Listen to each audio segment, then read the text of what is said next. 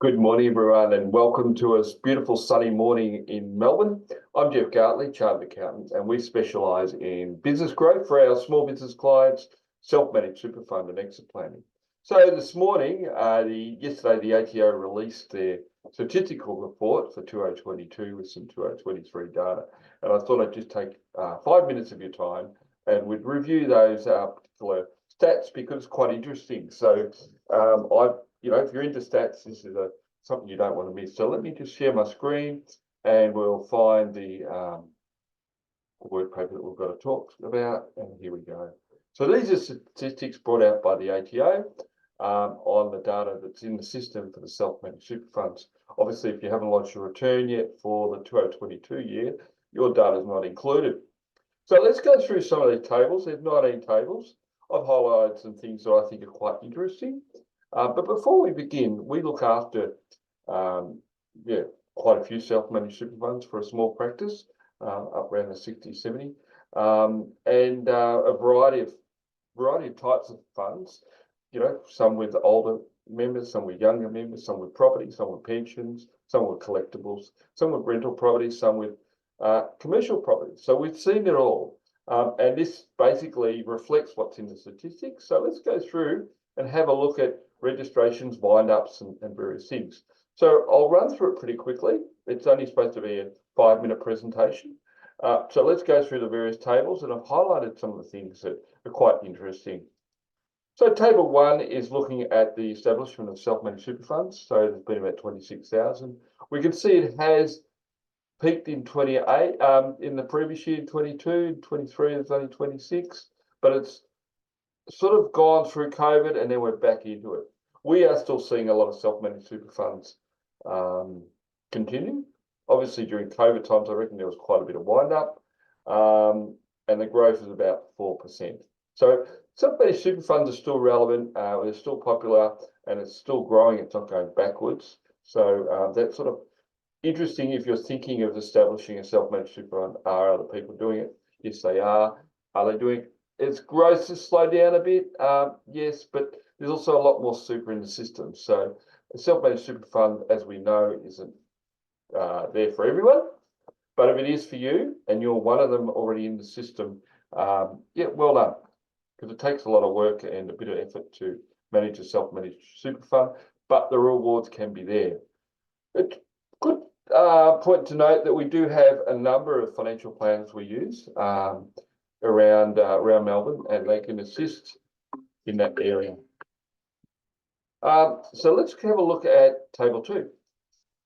Okay, the table 2 is the breakup of how many self-managed super funds are in the system, and we can see that there's 28% mean average from 2018 to 2023.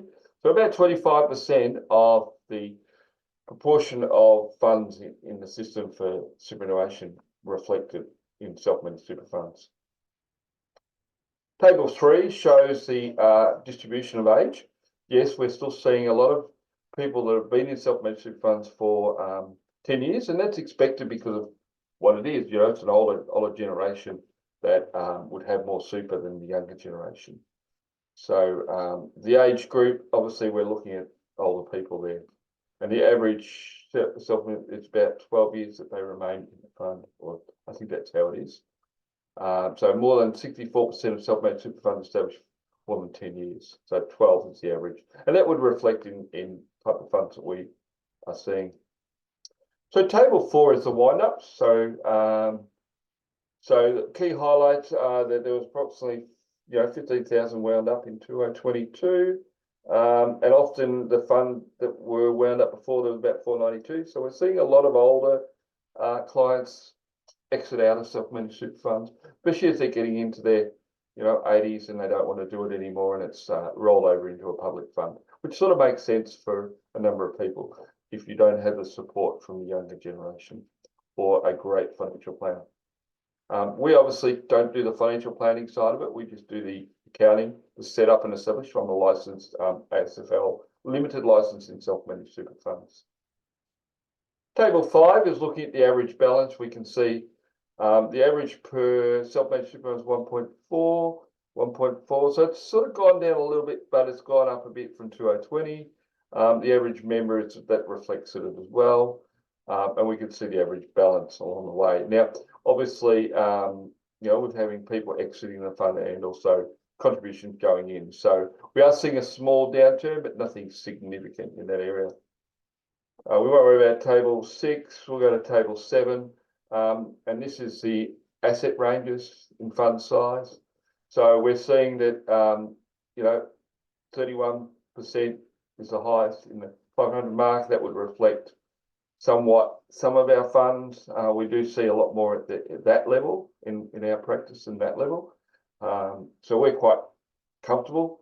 We're happy that we don't see any or very, I think we might have one with round up, but we don't see many at that low level because that's not really economical for a member to be in that unless there's a very good reason. Table 8 is talking about contribution flows. So the 22 million went into self-managed super funds. It's a 16% increase from 18 million. We can see that. So contributions 54, all member employer contributions 113, total contributions 76. These are millions. And we can see that the employer contributions is going up as we would expect. Members is also going up. So people are still using self-managed super funds for a number of reasons. So that's quite interesting. We can see the breakdown, which is what we expected. So the average contribution was 272, and the median contribution was 300,000. For all labels are, so that's interesting. Introduced in 2018 to capture the trustees utilising the downside of the measure. So that's to do with the downside. So we've done a couple of downsizes in our time, and definitely a good strategy for certain clients if you're you have to meet the criteria. So there's a few things to reach out on that one, but definitely reach out if that's something you'd like to consider. Rollover in and out of self-managed super funds is obviously up by 16% in terms of the rolling in and the rolling out. So we can see inward, we're getting an average of 213 coming in on average, and outward it's rolling out. Now that could be going to that's sort of consistent with the previous table where people are getting older and they're no longer wanting or requiring their self-managed super fund, and that's understandable. Benefit payments, yes, we're continuing to see benefit payments, and you can see that's going up, and that also might reflect the fact that there was a lull during COVID of taking money out. Interesting, what have I highlighted there? 50% of total benefit payments to self-managed super form of income stream. So we've got at least half in income streams. Transition to retirement make up 1.5% of the total benefits. That's down. So we're not seeing, obviously, with the change of rules in transition to retirement, we're not seeing as many people using that stream. But there's definitely a lot of other strategies that you can bring into account in a self-managed super fund. Distribution of receiving benefit. So we can see, hopefully we can see that there is a lot of baby boomers coming through, and then there's a lot in the 74%. That's probably consistent with what we're seeing in our practice. I don't think I've highlighted anything there. We'll keep moving. This just shows you the contributions in and out. Table 12 is always an interesting one. Self-managed super fund payment phase. 55% of self-managed super were wholly in accumulation. That means that the government's getting 15% tax, which is down from 58. So it's slowly, we can see that transition into pension mode.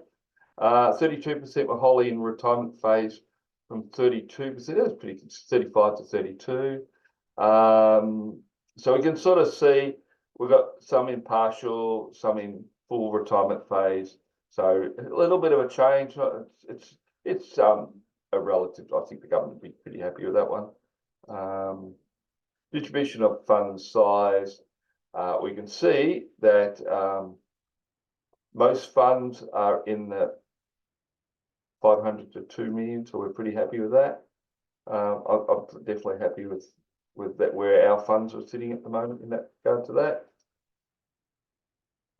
Table 18, that's interesting. Table 14, definitely an interesting situation here because we can see back in 2018, the corporate registrations, it's going up in terms of what we're liking to see.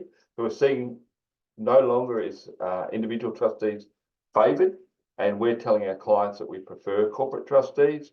Yes, it adds a bit more money to the cost and the running of it, but definitely gives a better estate planning result. And you can see there's still got a bit of a way to go overall in the industry in the self-managed super fund sector. That 31% are still individuals. But that's changing, which is good. You can see the new registrations are definitely pointing, though we had, again, we can see there's a lot better result in 2018. Table 19 is the self-managed super fund audits. Total auditors definitely dropped off. That is a concern to the industry. That's not good. And number of audits, we use a relatively larger auditor, and they do a great job. So I'd expect that they would have more than 250 funds.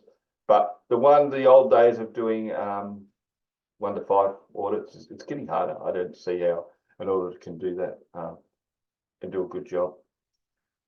Interestingly, the average audit fee is 0 to 49. That's where ours mainly sit. Not many above 2,000. That would have to be a significant fund, and obviously that's dropped off as well. So there is a bit of pressure on audit fees. A lot of the work is pushed onto accountants as well before the audit comes along, and a lot of technology is helping auditors, and hopefully also there's less issues hopefully along the way in terms of things, clients and trustees doing things wrong. This one's the annual return lodgements per tax agent. We're in that bracket there, so we're in about 26%. We're happy with that. Hopefully, as we grow, we will continue to grow and possibly maybe even get into that bracket over the next 12 months. Right, not 12 months, couple of years. Also, these are the contraventions. That's typical of the dealings that we've had to deal with, mainly in-house and loan to members and financial assistance. They're the biggest one. Separation of assets is always an interesting one. They're all quite interesting contraventions, and certainly areas that we see that we have to help our clients to make sure that they keep above the law. Table 19, which looks like the last table, is the average age range of self-managed super funds. So we can see that below 35, there's really only 13%. Above that, we can start to see the distribution pretty consistent across the ages. Interesting though, age 45 to 49, they were 17%. That probably transitioned into these groups here, so we could say that they haven't got out. Interestingly, there's still quite a few in the 85%, 3.5%. So the older generation's still hanging in there, but there's a lot in that 75 to 84%. And look, with the support of a good financial planner and accountant and your lawyer, you can certainly use your self-managed super fund up into your 80s, no problem there, providing everything's set up and documented properly. So we've got the medium age for a self-managed super fund established is 46 years, and the medium age of all members is 62. So quite interesting. So there you have it, everybody. There's some interesting data on self-managed super funds. Hope you got some benefit from it. If you want a copy of this, it's from the tax office, not my doing, but I'm happy to share it with you. Just give me a yell at the office on 039 597 9966, or likewise, if you need help with your self-managed super fund or your business, just reach out to me. I'm Jeff Gartley, Chartered Accountant in Melbourne. Just go out and enjoy the rest of the day because it's a fantastic day, and keep working the self-managed super fund. Bye for now.